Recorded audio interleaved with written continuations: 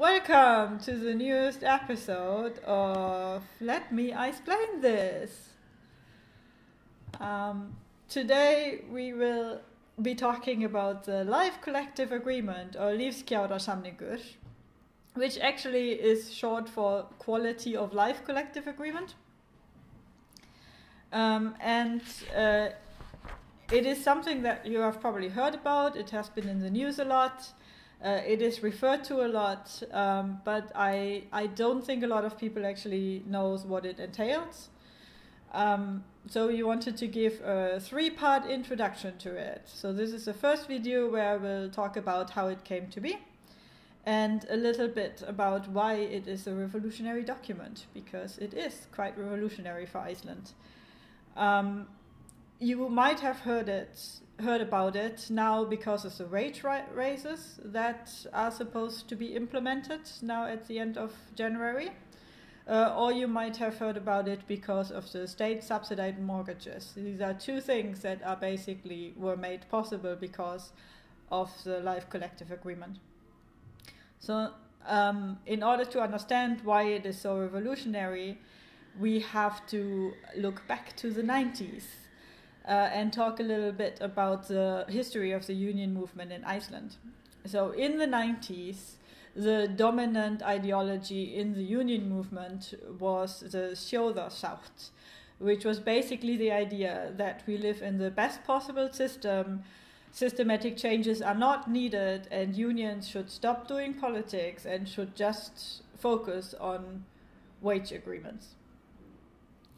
So basically in the 90s the unions neutered themselves voluntarily and decided to become apolitical and to work together with the employers for the good of the nation. The idea was that if this class collaboration exists, then the employers will nicely give a big part of the cake to the workers, and everyone will work together happily. This is not what happened. A lot of the collective agreements were very bad and did not include a lot of wage increases. Wages did not rise with prices most of the time. One of the worst collective agreements, for example, was in 2015, where there were almost no wage increases. Another thing was that even when there were wage increases, the employers usually just increased prices, either according to how the wage increases were or even beyond it. Additionally, rents rose more than wages in Iceland, and basically the quality of life decreased, purchasing powers, especially of the lowest class, decreased, inequality increased in Iceland. So in 2018, the young radicals, as I call them because they are my age, and I like to think I'm young, got involved in the union movement and basically took over some of the biggest unions in order to explicitly change how the unions do business. This was, for example, the Vori Verko campaign, the renewal of the union movement campaign from Efling, which made Solveig Andarby the chairman. This part of this was that Ragnarsson became the chairman of VFR, the biggest union in Iceland, and that Drífa Snædal became the chairman of ASI, the Confederation of Unions that I have talked about a lot of times before.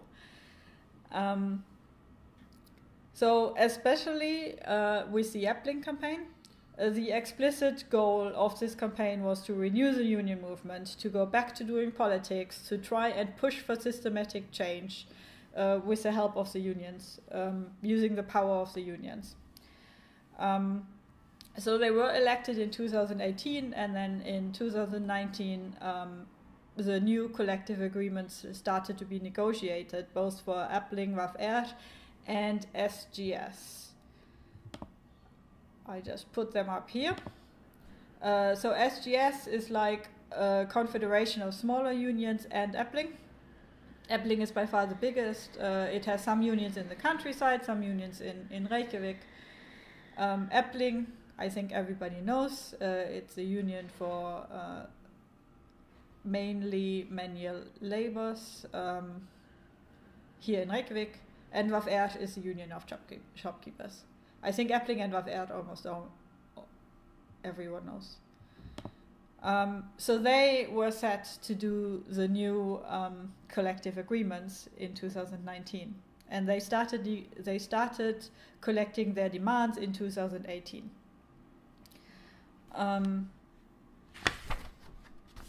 So the demands that were put together in 2018 already had the idea that the demands should lead to a systematic change. They were put together with a mixture of research. For example, they did research what would be a livable wage in Iceland and adjusted the wage demands accordingly. And they heavily involved members of the unions. They did a survey of member priorities. And the exact demands were worked out in negotiating committees, which are democratically elected. According to the surveys done on the members in the unions, the most important demands to the workers themselves was to have a livable wage, surprisingly, to have tax reform, as even the lowest classes are quite heavily taxed in Iceland, and to get rid of indexed loans. So indexed loans is something very, very Icelandic and was a big part of the crisis in 2008. Indexed loans are basically loans that are adjusted according to inflation. And these loans caused a lot of people to lose their houses. So they usually have a lower interest rate than non-indexed loans. But if you have a huge rise in inflation, like in 2008 and 2009, where basically the worth of the krona just halved in like 2-3 months, which meant the loans just doubled immediately. And yeah, a lot of people defaulted on their loans and lost their houses. After this, index loans were seen as predatory, and it was questioned why the banks had pushed index loans as much as they had before the crisis.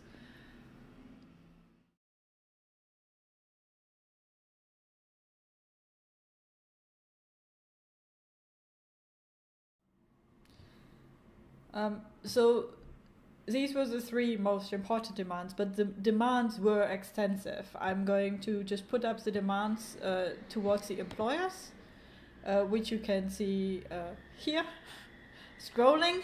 There's a reason why I'm not listing this all, and this is one of the reasons why doing this was so difficult, because there's so much data that you just kind of have to talk about, and you really have to sort through what is important, what is the most important part of the issue. So yeah, these are the demands as they were put together by the negotiation committees in 2018, and that were put to the employers. Additionally to the wage increases, which was the main demand to the employers, there were also a lot of demands to make breaking the collective agreements actually have consequences on the employers. As a lot of people probably know, especially foreigners, a lot of times when the employers break collective agreements, there is not much consequences to them, and the worst thing that can happen to employers is that they actually have to comply with the collective agreement. But it's kind of worth it for employers to try and break it, because, well, the worst thing that can happen is that they actually have to keep to it. So, for example, now there is like one demand that was about increasing workplace democracy. I have to move a little bit. Which direction? This direction. Which would give workers more power at the workplace. Yes, so I just let you quietly, I guess, read through them while I have some tea.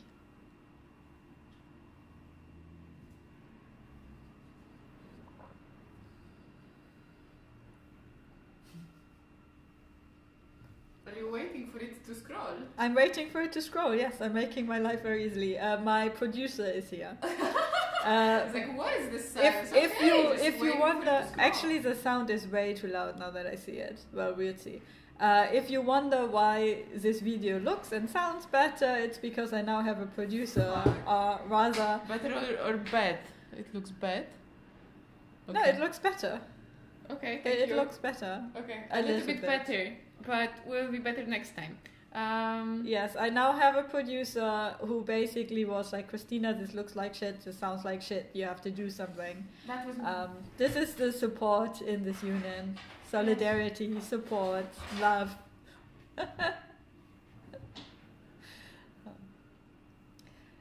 So I know the demands look extensive, but you have to think that this is a negotiation, which means you start off with a lot of demands and very high demands in order to end up somewhere where you actually want to end up. As an acquaintance of mine once said, is you go and aim for the moon, because if you aim for the moon, you're more likely to end up in Keflavik than if you just aim for going to Hafnarfjörður. Which I thought was very a very good a thing to say.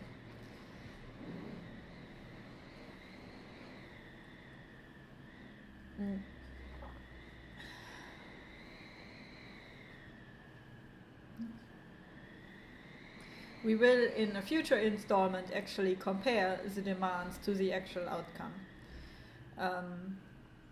There was some contention once the collective agreement, the life collective agreement, was signed, about the demands that had been made and what we've actually got, whether or not the emphasis were at the right points, whether or not union leaders had decided to give things up that maybe workers didn't want to give up.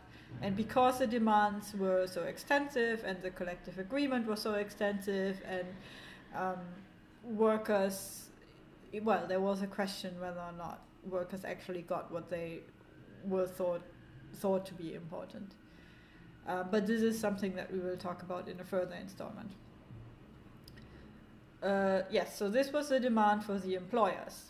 So when the negotiations started with the employers, they very quickly stalled because, well, the demands were extensive, and the employers weren't actually willing to give an inch. They were very difficult negotiations. So the state got involved, as the state does when negotiations stall.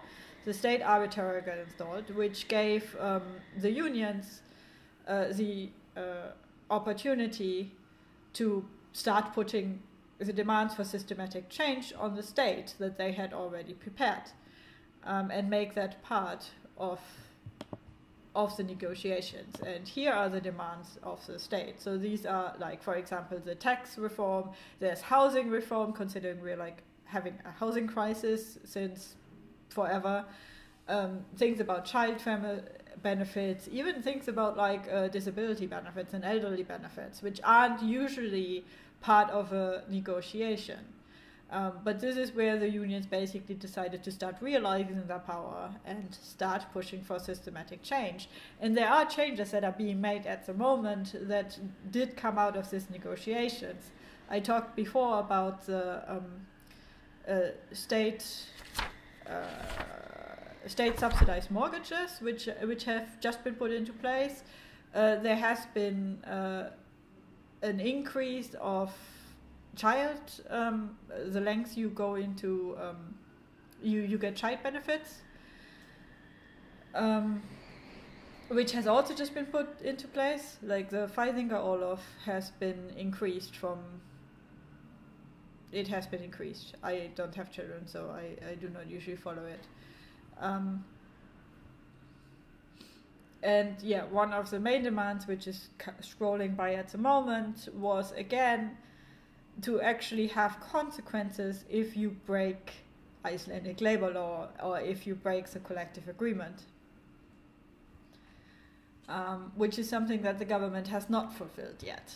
There have not been put any fines on breaking the collective agreement.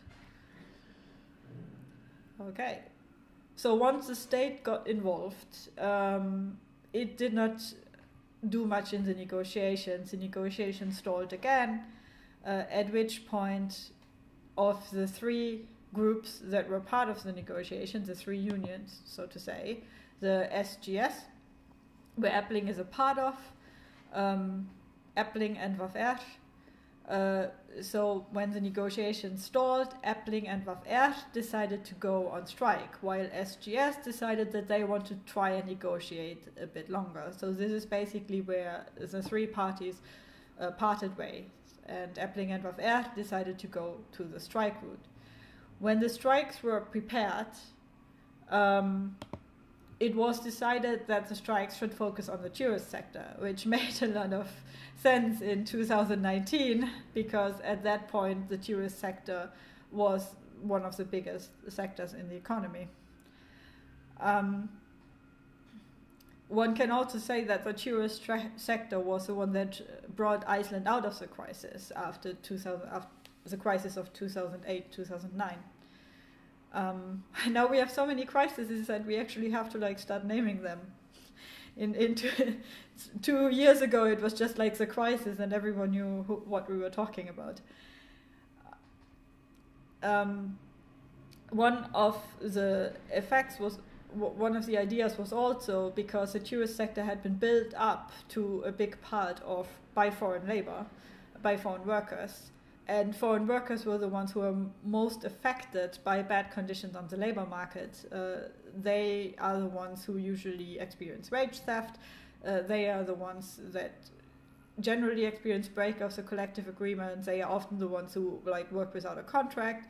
They are often underpaid, and they are also the ones working in even if everything is according to law, which is not as often as you would hope. They even usually work in the lowest wage jobs, so they are most affected by income inequality. They're most affected by low wages. So they basically decided that the tourist sector should go on strike, and the foreign workers should go on strike. Now, while the strike was happening, WAF-R got bankrupted, which kind of threw a wrench in the strike in a very big way. When the strike started, the tourist sector, while there was a little bit of cooling down, was still a very strong sector, and then suddenly from a strong sector, the strike was suddenly in a sector, in an industry that was in crisis. Where people started becoming very afraid to be losing their job because of the strike. People were afraid that the tourist sector would break down completely. And this affected the outcomes of the Life Collective Agreement. We will be talking about this more in the next installment, where I will be comparing the demands with what we actually got out of it, and talk a little bit about evaluate a little bit how the strike went. As a lot of people involved that we know, a lot of people we know, a lot of radical workers were the ones who organized the strike, who organized the pickets, who helped with the strike. A lot of them also helped voluntarily as volunteers in the strike. A lot of people, a lot of very active workers were involved in the negotiating committees. So as I said, there are a lot of opinions about the collective agreement, and we will talk about that more in the next installment. But yes, so WAF-R went bankrupt. The strikes were going on, and in the end, a collective agreement was reached, and this is the Life Collective Agreement. Now, the results, to say it very, very quickly, the results were not so good when it came to the first most important demand, the livable wage. The wage increases were very far from the demands. But a very big result was the Life Collective Agreement itself. So a very big result was, for example, that the wage increases that you, for example, now had a wage increase were coupled to also tax reforms. That there was a condition put on the Life Collective Agreement where the condition was that the wage increases actually have to lead to purchase powers in the next 3 years that the life collective agreement, the 4 years that the life collective agreement is in place. So basically that every year it is evaluated, did the wage increases actually lead to an increase in purchase power? And if not, then the collective agreement is thought to be broken and then we have to renegotiate. And this is very revolutionary. And it is also very important because in the last years, as long as I've been here since 2001, I can remember every time there were wage increases, purchasing power did not increase because prices increased. But now suddenly there's an evaluation to see whether or not the wage increases do get eaten up by prices. And if they do get eaten up, then there are actual consequences. And this is a very, very radical outcome of this negotiation. That foreign workers can be very proud of, considering foreign workers were the ones who went on strike for it and put their necks on the line for it, and basically were the ones who fought on it. And this is one of the most important systematic changes that were done with this collective agreement. And it was done by foreign workers in that way. It was won by foreign workers and by their strike. The other systematic changes that were done are all the government promises.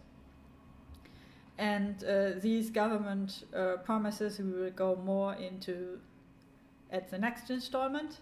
But these are extensive promises, from housing reform to tax reform to social reforms. And these are also the ones that have been least fulfilled.